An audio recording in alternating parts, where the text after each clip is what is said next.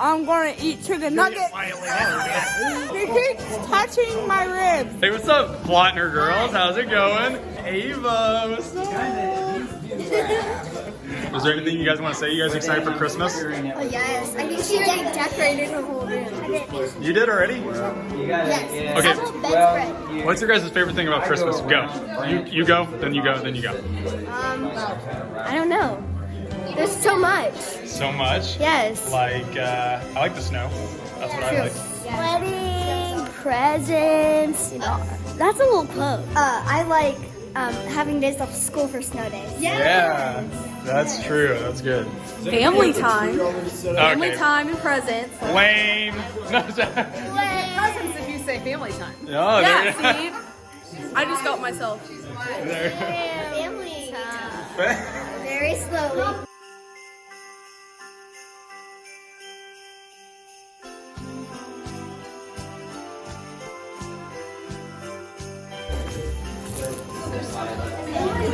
Hey, Preston, put this on. Hold on a sec, y'all. Hi, Red. Hey, Cage. Hi, guys. Hi, Kate. Bye.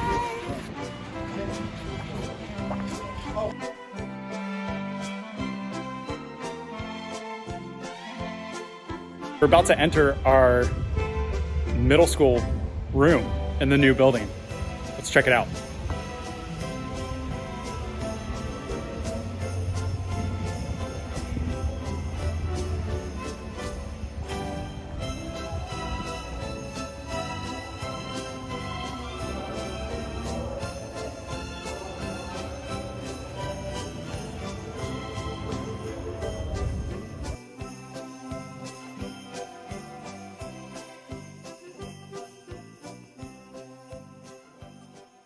Yeah, Jesse with the haircut.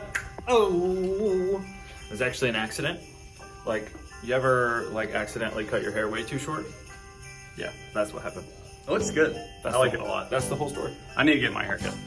Yeah, so I just wanted to be like you, and so I cut my hair really short, and I even included making it look like I was balding. I hate you so much. So we decided to go on a search to find ornaments, and we left our cart. Did anybody else freak out when you leave your cart in a store?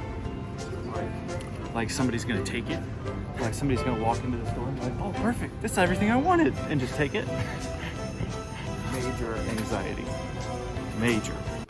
So, Jesse, I have a story about anxiety. Okay. My dad was a musician, and he would lead worship at our church every single Sunday.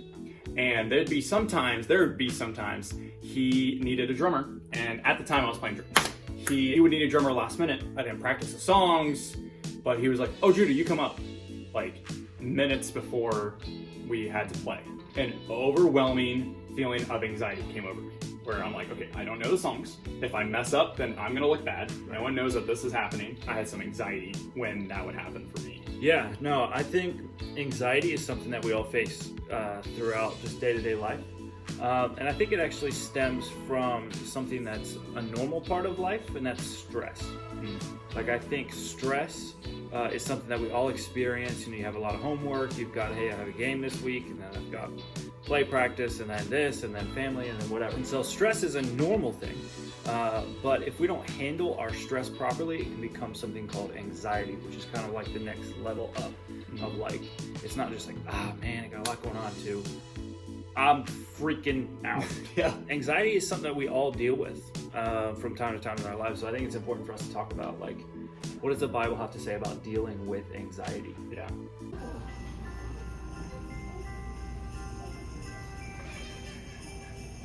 There's so many different types of Santa. We got Santa who just ran through the woods. We got angelic Santa. We got Celtic Santa. And we got jolly Santa. We got wise man Santa.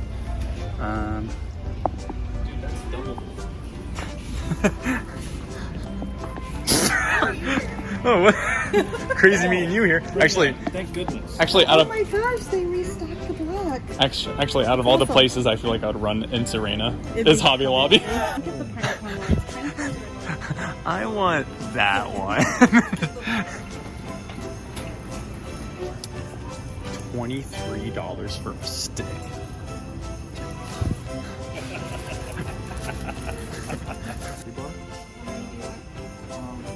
Probably 6. No. No. L.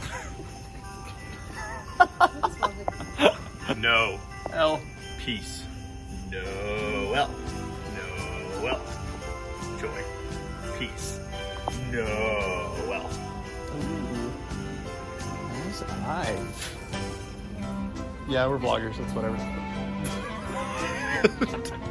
One of the verses that we're looking into today is Psalms 56, 1 through 2. And it says, "Be merciful to me, my God, for my enemies are in hot pursuit. All day long they press their attack.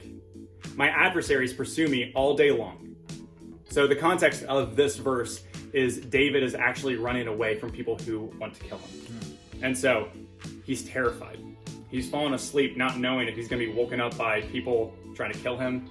And he's always looking over his shoulder. I don't know if you've ever played an intense game of tag. Very similar. But at this moment, David is terrified. And I can imagine that he has extreme anxiety and stress. Yeah, and I think one thing about anxiety is that it forces us to focus on what's happening right now.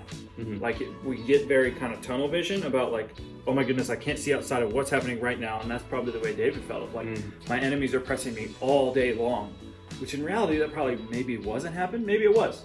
But that's what it feels like when you're under anxiety. It's like, I'm just being attacked all day long. This is it. Can't escape. Yeah. Can't escape. What David says next is actually really important. He says, when I'm afraid, I put my trust in you.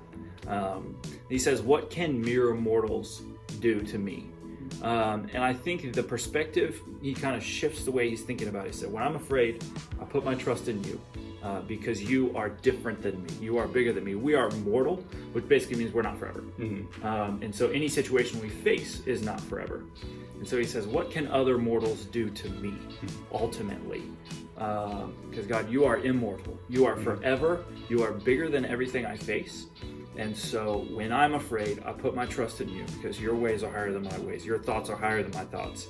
And so even though things maybe don't make sense to me on the surface, I'm going to trust that what you are doing is bigger than what I'm seeing. I honestly liked how David, he stated his anxiety to God. He was like, hey, I'm fearful. This is what's happening. You already know what's happening. You already know how I feel, but I'm going to tell you how I feel because I'm so overwhelmed right now. But then when he goes to God for that, he tells God that. He also compares God to his anxiety. Right? He's like, all right, but okay, I'm going to give you my anxiety. I'm going to state my anxiety. I'm going to paint the picture of my anxiety. But my anxiety compared to God is nothing. And I love that. I love how, and those are the first 2 verses in that chapter. And then the second 2 are him comparing his anxiety to God. So he just flips the script really quickly. Yeah. Okay, people need to understand how weird it is to walk through a public place with a camera. People look at you like you have 6 heads. Yeah. If you don't believe us, try it sometime. It's really awkward.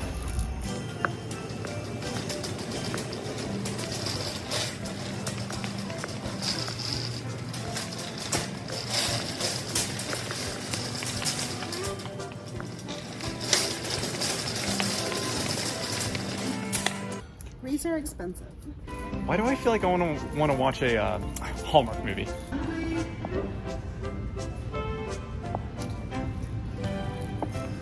Raina! We're gonna get the presents for the kids! I went that way right there. How am I supposed to get that door? Wait, that one all the way in the middle? Yes! Are you kidding me? How do I get it? Careful. This is like... There you are. Alright, what do you think? Nice. Oh, that's cozy. Nice. We just had Thanksgiving and Christmas is coming up. Holidays are great, but sometimes they can cause some anxiety. Right. And so we want you guys to make small talk with family members that you haven't seen in a year. That gives me anxiety. Cousin Jerry is a weirdo. I don't have a cousin Jerry, but do you have a cousin Jerry? I don't think so. You think? If I have a cousin Jerry and you're watching this, I'm sorry. You're a weirdo. What we want to get across is, reading those verses in the Bible, people in the Bible had deep, crazy anxieties in their life. We want you to know that you're not alone in your anxieties. Me and Jesse have felt deep anxieties in our life. Great men of the Bible have felt it as well. And continue reading in the stories of those people, you can see that God has pulled them through those intense times of anxiety in their life. And so have hope. Yeah, that's the important thing to remember, is that you never walk through a situation alone. God is always with you, even when it doesn't feel like he is. And often it may not feel like he is. But it's that moment is where faith lives. Is when you cannot feel God, but you can trust and know that he's there and walking through it with you. And then you've got a group of people around you that want to walk through it with you. Us, your small group leader, the other adult leaders in your life. And so you're never alone.